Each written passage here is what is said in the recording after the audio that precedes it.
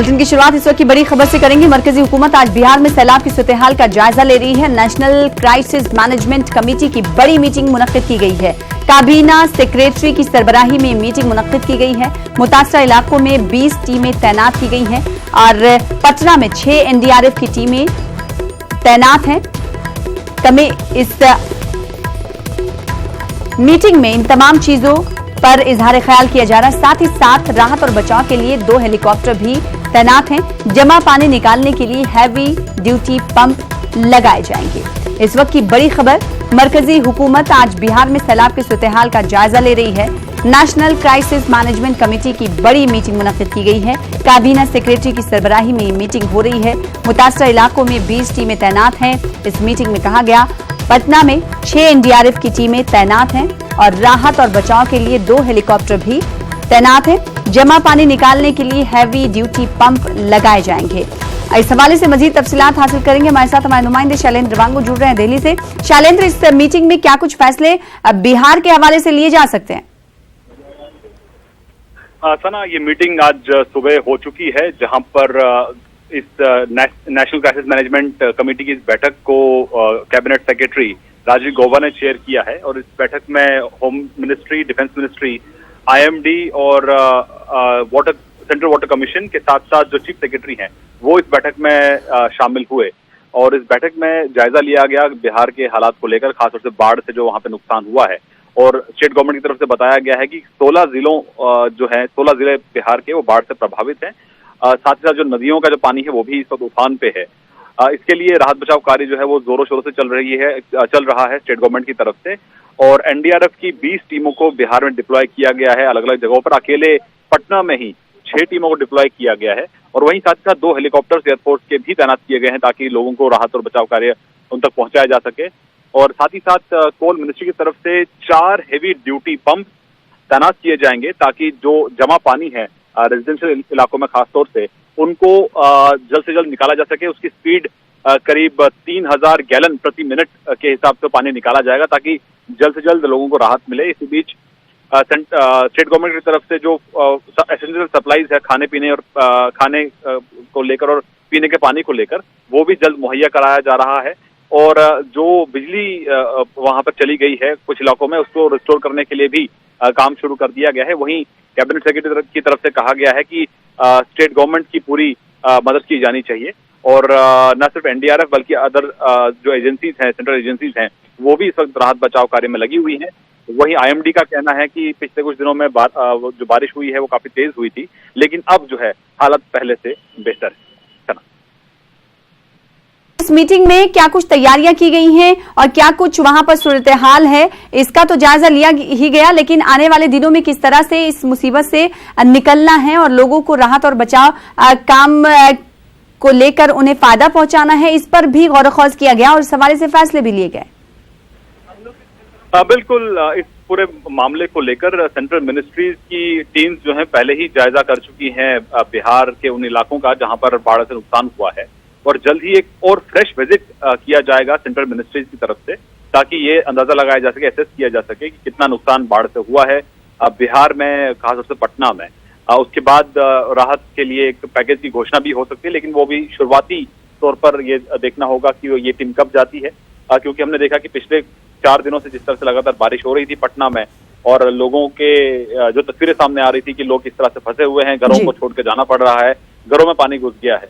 तो ऐसे में शुरुआत इस बात पर रहेगा, फोकस इस बात पर रहेगा ताकि लोगों को जल्द से जल्द राहत पहुंचाई जा सके, घरों से पानी को बाहर निकाला जा सके। क्योंकि बहुत से घर हमने देखे जो पानी में लगभग डूब चुके हैं, आधे पानी में डूब चुके हैं, गाड़ियां पानी में डूब चुकी हैं। उन इलाकों से जहां पर पानी का बहुत ज्यादा जमावड़ा हुआ है उनको निकालने पर पहले फोकस रहेगा। साथ ही साथ लोगों को खाना पीना और जो पीने का पानी है उन तक पहुंचाने के लिए भी फिलहाल जोर रहेगा। उसके बाद आने वाले दिनों में जो एसेस किया जाएगा कि कितना डैमेज हुआ है, उसके बाद सेंटर की तरफ से कोई राहत पैकेज अनाउंस किया जा सकता है। इसी बीच कल प्रधानमंत्री मोदी ने भी नीतीश कुमार से फोन पर बात की थी और पूरा आश्वासन दिया था कि जो भी नुकसान हुआ है उसमें केंद्र सरकार की तरफ से जो बन पाएगा वो किया जाएगा। तो आपको बता दें कि जिस तरह सूरत हाल बनी हुई है पटना में और बिहार में, उस हवाले से मरकजी काबीना सेक्रेटरी की ये मीटिंग मुनक्किद की गई थी, जिसका इख्तिताम हो गया है। हमारे नुमाइंदे इस मीटिंग के हवाले से मजीद तफसीलात बता रहे थे। बहुत शुक्रिया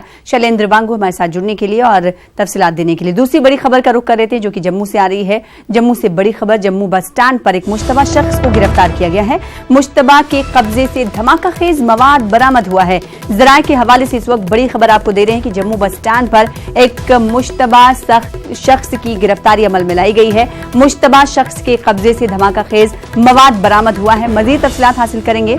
जम्मू का रुख कर लेते हैं। जम्मू कश्मीर के एडिटर मनोज कौल हमारे साथ जुड़ रहे हैं। मनोज कौल, क्या कुछ इस हवाले से तफसीलात मिल पा रही है? ये मुश्तबा शख्स जो गिरफ्तार किया गया है, कब इसकी गिरफ्तारी अमल में लाई गई और कहां से इसका ताल्लुक है? क्या कुछ अपडेट?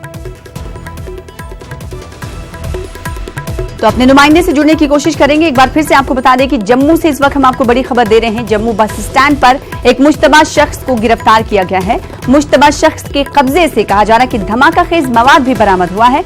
जराये के हवाले से खबर इस वक्त हम आपको दे रहे हैं। तो जम्मू बस स्टैंड पर यह मुश्तबा शख्स गिरफ्तार किया गया है। मजीद तफसीलात का इंतजार है। हालांकि ये कहा जा रहा है कि मुश्तबा शख्स के कब्जे से धमाका खेज मवाद भी बरामद किया गया है। तो जराये के हवाले से इस वक्त बड़ी खबर हम आपको दे रहे हैं। जम्मू बस स्टैंड पर एक मुश्तबा शख्स की गिरफ्तारी अमल में लाई गई है। इस मुश्तबा शख्स को कैसे गिरफ्तार किया गया, मजीद तफसीलात का इंतजार है। इस हवाले से हम आपको बताते रहेंगे। और कहा यह जा रहा है, इस वक्त जो तफसीलात जराये के हवाले से हमें मिल पा रही हैं, उसके मुताबिक मुश्तबा शख्स के कब्जे से धमाका खेज मवाद भी बरामद हुआ है। तो इस वक्त की बड़ी खबर आपको दे रहे हैं जम्मू से। जम्मू बस स्टैंड का ये वाकया है जहां पर एक मुश्तबा शख्स की गिरफ्तारी अमल में लाई गई है। कैसे इस मुश्तबा शख्स की गिरफ्तारी अमल में लाई गई, इस हवाले से मजीद तफसीलात का इंतजार है। और इस शख्स का ताल्लुक कहां से है, इस ताल्लुक से भी मजीद तफसीलात का इंतजार है। मुश्तबा के कब्जे से धमाका खेज मवाद हालांकि बरामद की गई है। इस हवाले से हम आपको आगे भी अपडेट फराहम करते रहेंगे। और तीसरी बड़ी खबर का रुख कर लेते हैं इस वक्त। ये खबर भी जम्मू कश्मीर से है। जम्मू कश्मीर इनकाउंटर अपडेट, एक और पाकिस्तानी दहशतगर्द ढेर कर दिया गया है। 2 पाकिस्तानी अब तक दहशतगर्द मारे जा चुके हैं। गोला बारूद, असलहा, गोला बारूद बरामद किया गया था। पुलिस ने कहा है महलूक मिलिटेंट की शनाख्त का अमल इस वक्त जारी है। इलाके में फोर्सेस की तलाशी मुहिम भी जारी है। तो गांदरबल से इस वक्त बड़ी खबर आपको दे रहे हैं। जम्मू कश्मीर गांदरबल इनकाउंटर अपडेट, एक और पाकिस्तानी दहशतगर्द को ढेर किया गया है। तलाशी मुहिम भी जारी है। हालांकि इस दहशतगर्द की शनाख्त की भी कोशिश की जा रही है। अब तक 2 पाकिस्तानी दहशतगर्द मारे गए हैं। असलहा, गोला बारूद बरामद किया गया है। पुलिस ने इसकी इत्तला दी है। महलूक मिलिटेंट की शनाख्त का अमल जारी है।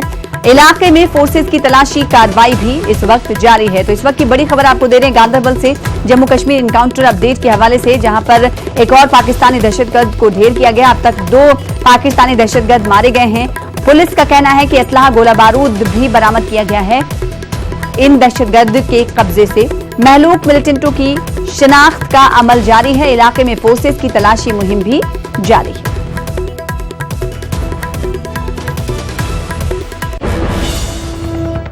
आगे बढ़ेंगे। सुप्रीम कोर्ट में जम्मू कश्मीर के ताल्लुक से आज कई अर्जियों पर समाअत है। जस्टिस एनवी रामन्ना की क़यादत में 5 रुकनी बेंच मामले की समाअत करेगी।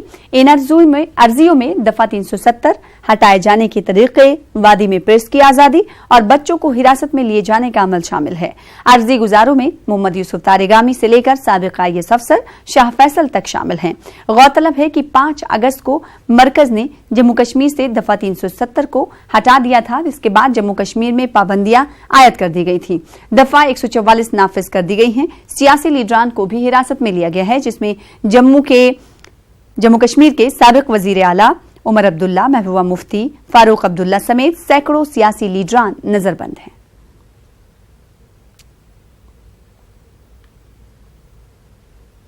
श्रीनगर के अक्सर इलाकों में आज भी दफा 144 नाफिज से हसास मकामात पर भारी तादाद में सिक्योरिटी एहलकार तैनात हैं ताकि अमन कानून की बरकरारी कायम रहे।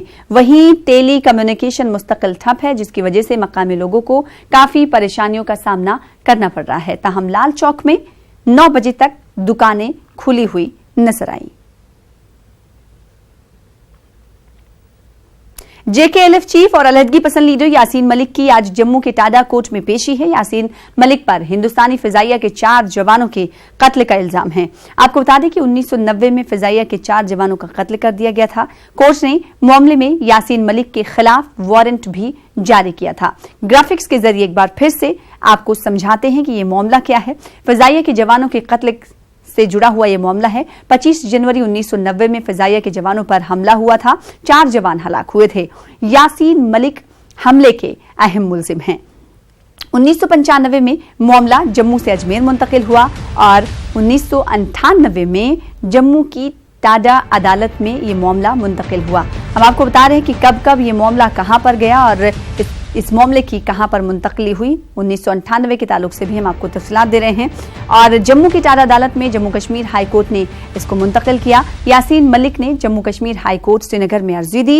अर्जी में मामले की समाअत श्रीनगर मुंतकिल करने की अपील की गई। सीबीआई की वकील मोनिका कोहली ने अर्जी की मुखालिफत की और जम्मू की टाडा अदालत में मुकदमे को फिर से शुरू करने की मांग की गई। हाई कोर्ट जम्मू ने यासीन मलिक की अर्जी खारिज कर दी। 2008 मालेगांव धमाका केस की समाअत बंद कमरे में हो या खुली अदालत में, इस पर खुसूसी अदालत आज फैसला सुनाएगी। तफ्तीशी एजेंसी एनआईए ने मामले की समाअत बंद कमरे की अर्जी दाखिल की है, जिसकी जमीयत उलमा महाराष्ट्र की कानूनी कमेटी ने एतराज किया है। बहस के दौरान सीनियर एडवोकेट बीए देसाई ने कहा कि बगैर किसी माकूल वजह के एजेंसी ने समाअत बंद कमरे में कराए जाने की मांग की है। इन्होंने अंदेशा जाहिर किया कि मखसूस मुलजमीन को फायदा पहुंचाने के लिए यह अर्जी दाखिल की गई है। मध्य प्रदेश के झबुआ से बीजेपी उम्मीदवार गोपाल भार्गव बेतुका बयान देकर फंस गए। उनके खिलाफ झबुआ कोतवाली थाने में एफआईआर दर्ज कराई गई है। कांग्रेस की शिकायत पर यह रिपोर्ट दर्ज कराई गई है। दरअसल गोपाल भार्गव ने कांतिलाल भूरिया को लेकर मुतनाज़ा बयान दिया था। कल ये बयान दिया गया है। भार्गव ने कांतिलाल भूरिया को पाकिस्तान की नुमाइंदगी करने वाला बताया था, जिसके बाद अब उनके खिलाफ एफआईआर दर्ज कर ली गई है।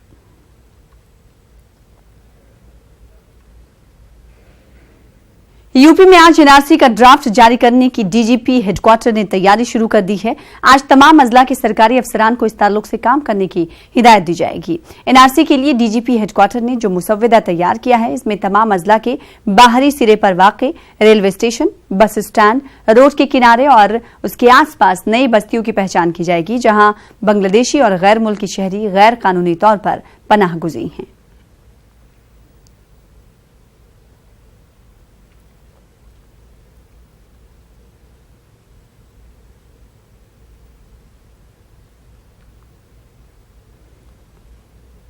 मरकजी वजीर दाखिला अमित शाह आज मगरबी बंगाल का दौरा करेंगे। अमित शाह कोलकाता में एनआरसी के हवाले से तरमीमी बिल 2019 के हवाले से खिताब करेंगे। बताया जा रहा है कि अमित शाह दुर्गा पूजा पंडाल का इफ्तिताह करेंगे। वाज़ेह रहे कि बंगाल में एनआरसी का खौफ लगातार बरकरार है।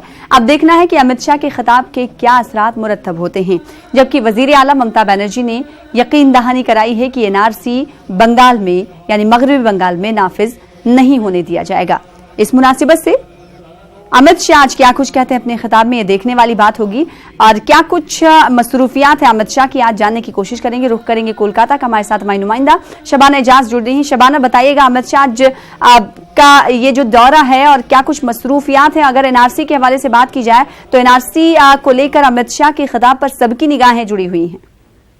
देखिए, जिस तरह से बिल्कुल सना से आज जिस तरह से बार बार बंगाल में एनआरसी होगा और नहीं होगा के सियासी जो माहौल बना हुआ है और उसमें आम लोग जिस तरह से परेशानियों में जूझ रहे हैं, ऐसे में आज अमित शाह का दौरा जो है वो काफी अहम माना जा रहा है। हालांकि उनके दौरे में पूजा पंडाल का इनॉग्रेशन भी है, लेकिन दोपहर 2:30 बजे वो नेताजी इंडोर स्टेडियम में एनआरसी की मीटिंग में शामिल होंगे। उस पर लोगों की निगाहें हैं और खुद अमित शाह खिताब करेंगे। तो ऐसे में कह सकते हैं कि उनकी मीटिंग के बाद सियासी जो फिजा है वो हो सकता है बंगाल में जो है वो बदल जाए और एक नया माहौल जो है वो आप देखने को मिले। क्योंकि अब तक आप देखें कि बड़ी तादाद में लोग अपनी जानें गंवा चुके हैं। खुद इसका एतराफ वज़ीर आला ममता बनर्जी ने भी किया है और उन्होंने तमाम जो बीडीओ ऑफिसरान हैं, ब्लॉक डेवलपमेंट ऑफिसर्स, उनको कहा है कि वो घर घर जाकर जो है वो रिपोर्ट लें और इस ताल्लुक से जो है वो एनआरसी के ताल्लुक से जो लोगों में जो बेचैनी है उसे दूर करने की कोशिश करे। तो ऐसे में इस तरफ ममता बनर्जी आवाम लोगों को ये कह रही है कि बंगाल में वो एनआरसी उनकी मौजूदगी में नहीं होगा।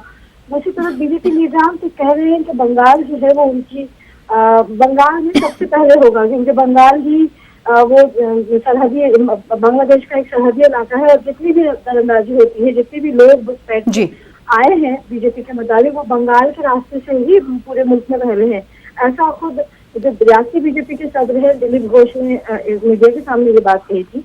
तो ऐसे में जो बीजेपी के बड़े लीडर बंगाल आते हैं और खुद अमित शाह जैसे लीडर अगर बंगाल आ रहे हैं और एनआरसी की मीटिंग में ही वो शामिल होंगे, तो जाहिर सी बात है लोगों की जो है वो निगाहें होंगी और उसके बाद देखना होगा कि इसका जवाब ममता बनर्जी की तरफ से जी क्या कुछ आता है। शबाना, लेकिन मगरबी बंगाल के दौरे पर अमित शाह और एनआरसी की मीटिंग में शिरकत भी करने वाले हैं। ऐसे में तवक्को यही की जा रही है कि वो मगरबी बंगाल की वजीर आला को एनआरसी को लेकर आड़े हाथों जरूर लेंगे।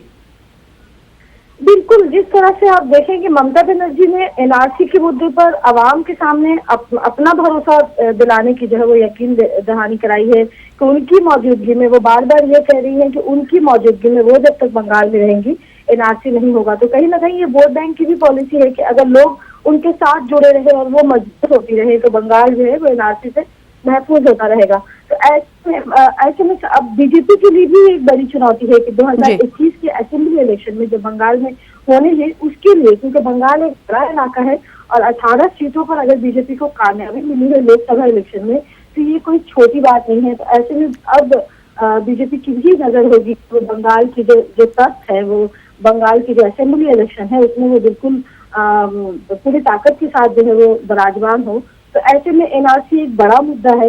अब एनआरसी को लेकर जो लोगों का खौफ है और जो बेचैनी है, जैसे देखिए कि आप बीजेपी ने अपना टोन बदला है, अपने बयान बदले हैं और एनआरसी को लेकर एक खास तबके को निशाना बनाने की कोशिश की जा रही है कि एनआरसी में एक बड़े तबके, एक बड़ी जो कम्युनिटी है उसको राहत मिलेगी और एक खास कम्युनिटी है जिनके ऊपर इल्जाम लगते हैं कि वो पड़ोसी मुल्कों से जो है वो बंगाल में घुसे हैं उनको टारगेट किया जा रहा है। तो ये जो एनआरसी के मामले पर, हालांकि एनआरसी एक दूसरा इशू था, एक मतलब पूरे मुल्क के लिए, जिस तरह से आप देखें कि आसाम में एनआरसी हुआ तो उसमें अक्सरियती तबका और अकलियती तबका की बात नहीं की गई थी, वो पूरी एनआरसी की बात थी। लेकिन जिस तरह से आसाम के एनआरसी के बाद जिस तरह से बीजेपी निजाम के टोन बदले, बयानात बदले, उसके बाद जाहिर सी बात है मगरबी बंगाल के लोगों में इसको लेकर खौफ बरकरार है, क्योंकि हम हालिया दिनों हमने देखा कि तमाम लोग जो है बेकरार हैं, बेचैनी में मुब्तला हैं। ऐसे में जिस तरीके से हम जानते हैं शबाना की बीजेपी की नजर मगरबी बंगाल पे गुज़िश्ता दिनों से है, एनआरसी के को लेकर अब वो अपनी पकड़ जो है मजबूत करना चाहती है। उधर मगरबी बंगाल का रवैया भी मरकज के साथ कैसा है वो किसी से पिन्हा नहीं है। ऐसे में एनआरसी को लेकर अब मरकज और मगरबी बंगाल की वजीर आला के दरमियान हो सकता है कि आने वाले दिनों में ठन जाए। बिल्कुल, एनआरसी एक ऐसा मुद्दा है जिसमें बीजेपी और तृणमूल कांग्रेस और खासकर ये ममता बनर्जी और अमित शाह आज के बाद हम यही देखेंगे कि शायद ममता बनर्जी जो है वो खुलेआम तौर पर से, जिस तरह से ममता बनर्जी बार बार कहती रही है कि अमित शाह जो है वो इन बातों के लिए जिम्मेदार है, एनआरसी के लिए जिम्मेदार है, और उन्होंने अमित शाह के साथ जो मुलाकात की थी, जिसके बारे में कहा जाता है कि दिल्ली जाकर जो मुलाकात हुई थी, उसमें भी उन्होंने कहा था कि आसाम में जो एनआरसी हुआ वो इस तरह से वो नहीं होना चाहिए था। हालांकि अपोजिशन लीडर जो बंगाल में कांग्रेस और सीपीएम है उनका ये कहना था कि ममता बनर्जी को जिस तरह से बंगाल के बारे में कहना चाहिए था वो उन्होंने नहीं कहा था। लेकिन आज की मीटिंग के बाद जो दोपहर 2:30 बजे होगी, उस मीटिंग के बाद हम कह सकते हैं कि सियासी तौर पर ममता बनर्जी और मरकज के दरमियान या बीजेपी और टीएमसी के दरमियान जो सियासी तनाव है वो और ज्यादा गहरा होगा। अब देखना यह है कि अमित शाह अपने बयान से लोगों पर अपना एतमाद बहाल रखने में कितना कामयाब हो गए, क्योंकि सबसे बड़ी चुनौती ये है कि एनआरसी हो या ना हो एक अलग मुद्दा है, लेकिन जो लोगों में बेचैनी है, लोग जान गंवा रहे हैं, 12 लोग अब तक मारे गए हैं सरकारी रिपोर्ट के मुताबिक, उनका खौफ किस तरह से कम किया जाए, ये जाहिर सी बात है। अब देखना ये होगा कि एनआरसी की मीटिंग में शामिल होने के बाद अमित शाह क्या कुछ रद्देमल का इजहार करते हैं एनआरसी के हवाले से। बेहद शुक्रिया शबाना इजाज हमारे साथ जुड़ने के लिए और इस हवाले से अपडेट फराहम करने के लिए। एक बार फिर से बड़ी खबर का रुख कर लेते हैं जो कि जम्मू से आ रही। कुछ देर पहले हमने आपको बताया था कि जम्मू बस स्टैंड पर एक मुश्तबा शख्स को गिरफ्तार किया गया है। हालांकि इस हवाले से मजीद तफसीलात का इंतजार है। हमारे नुमाइंदे मनोज कॉल जुड़ रहे हैं, उनसे इस हवाले से मजीद तफसीलात हासिल करेंगे। मनोज, बताइएगा इस शख्स की गिरफ्तारी जम्मू बस स्टैंड से अमल में लाई गई। कहा जा रहा है कि मुश्तबा के कब्जे से धमाका खेज मवाद भी बरामद किया गया। कब गिरफ्तारी अमल में लाई गई? ये खबर है कि जम्मू का बस स्टैंड जो है उसकी इलाके में जहाँ पर MLA हॉस्टल वाक़ा है वहाँ पर एक शख्स को गिरफ्तार किया गया है। और जो हमें जराये के हवाले से खबर मिल रही है, उस शख्स के कब्जे से 10 से 15 किलो का कुछ पाउडर जैसा बरामद हुआ है, जो ये माना जा रहा है कि कोई धमाका खैज अशिया हो सकती है। हालांकि अभी तक इस बारे पुलिस ने कोई खुलासा नहीं किया है। जो जराये से हमें खबर मिली है वो ये है कि ये शख्स जो है MLA हॉस्टल जो बस स्टैंड के करीब ही है वहाँ पे मुश्तबे हालत में घूम रहा था, जिसके बाद पुलिस ने उसको अरेस्ट किया है और उसको फिलहाल स्पेशल ऑपरेशन ग्रुप के हवाले कर दिया गया है और जहां उसकी पूछताछ चल रही है। जो हमारे सोर्सेज ने बताया है, पुलिस ने फिलहाल इसमें कोई भी जानकारी देने से इनकार किया है। और पुलिस का ये कहना है कि फिलहाल इस बारे में हम कुछ कह नहीं सकते हैं, लेकिन ऐसा माना जा रहा है कि जिस तरह से ये गिरफ्तारी अमल में लाई गई है और अगर ये वहाँ उसके कब्जे से दिया गया है, अगर वो वाकई कोई एक्सप्लोसिव है, हालांकि ये भी खबरें चल रही हैं कि वो शायद RDX हो सकता है, लेकिन इसके बारे में अभी पूरी जानकारी नहीं है। तो ये एक बड़ी कामयाबी हो सकती है पुलिस के लिए, क्योंकि जिस एरिया में इस शख्स को गिरफ्तार किया गया तो उसे ऐसा लग रहा है कि जम्मू में कोई जो धमाका करने की कोई साजिश रची जा रही होगी, जिसको आज पुलिस ने बरवक्त ये गिरफ्तारी अमल में लाकर उसको डाल दिया है। जी सना, हमारे साथ जुड़ने के लिए इस हवाले से मजीद तफसीलात फराहम करने के लिए इस वक्त दूसरी बड़ी खबर का रुख कर लेते हैं, जो कि जम्मू कश्मीर से ही आ रही है। जम्मू कश्मीर में पाकिस्तान की तरफ से बिला इश्ताल फायरिंग के मामले में सीज फायर की एक्सक्लूसिव तस्वीरें हमारे पास मौजूद हैं, जो आपको हम दिखाएंगे। जिला पुंछ में फायरबंदी मुआहदे की खिलाफ वर्जी की गई है। कुछ देर पहले हमारे नुमाइंदे बता रहे थे कि शाहपुर सेक्टर में तकरीबन सुबह 4 बजे तक ये फायरिंग की गई। पाकिस्तानी फौज की जानिब से पाकिस्तानी फौज ने बिला इश्ताल गोलाबारी की है। ये तस्वीरें आप देख रहे हैं, न्यूज़ 18 उर्दू की एक्सक्लूसिव तस्वीरें हैं जो कि बिला इश्ताल फायरिंग की गवाह बनी हैं। आप देख सकते हैं पाकिस्तान की तरफ से किस तरह सीज़फायर मुआहदे की खिलाफ वर्जी की जा रही है और जिन इलाकों में खिलाफ वर्जी की जा रही है वहां पर रिहाइश पजीर भी लोग हैं। तो न्यूज़ 18 उर्दू की एक्सक्लूसिव तस्वीरें, जिला पुंछ में फायरबंदी मुआहदे की खिलाफ वर्जी की गई थी। शाहपुर सेक्टर में भी पाकिस्तानी फौज की खिलाफ वर्जी की गई थी, वहां से हम आपको तस्वीरें दिखा रहे हैं। तो पाकिस्तानी फौज ने बिला इश्ताल गोलाबारी की थी, जिसकी तस्वीरें न्यूज़ 18 उर्दू के पास है। एक्सक्लूसिव तस्वीरें आप इस वक्त टीवी स्क्रीन पर देख रहे हैं। लगातार आर्टिकल 370 की मनसूखी के बाद आपको बता दें कि बिला इश्ताल फायरिंग में इजाफा पाकिस्तान की तरफ से देखा जा रहा है और इस फायरिंग बिला इश्ताल फायरिंग की तस्वीरें इस वक्त टीवी स्क्रीन पर आप कैमरे की नजर से देख रहे हैं न्यूज़ 18 उर्दू के। तो पाकिस्तानी फौज ने बिला इश्ताल गोलाबारी की है, जिसकी तस्वीर टीवी स्क्रीन पर इस वक्त एक्सक्लूसिव हम आपको दिखा रहे हैं। आपको बता दें कि आज ही शाहपुर सेक्टर में पाकिस्तान की तरफ से फायरबंदी मुआहदे की खिलाफवर्जी की गई है। और इस वक्त बड़ी खबर आपको बता दें कि जम्मू की टांडा अदालत में यासीन मलिक की पेशी नहीं होगी। यासीन मलिक पर फिजाइया के जवानों के कत्ल का इल्जाम है। अगली समाअत 23 अक्टूबर को होगी। हम आपको बता रहे थे कि आज जम्मू की टांडा अदालत में यासीन मलिक की पेशी होने वाली है, लिहाजा इस वक्त खबर आ रही है कि यासीन मलिक की अब पेशी नहीं होगी। यासीन मलिक पर आपको बता दें कि फिजाइया के जवानों के कत्ल का इल्जाम है। अब अगली समाअत 23 अक्टूबर को इस मामले में होगी। JKLF के चीफ है और अलहदगी पसंद लीडर यासीन मलिक हैं, जिसकी आज जम्मू की टांडा कोर्ट में पेशी होने वाली थी, लेकिन अब ये तफसीलात आ रही हैं कि यासीन मलिक की पेशी आज नहीं होगी।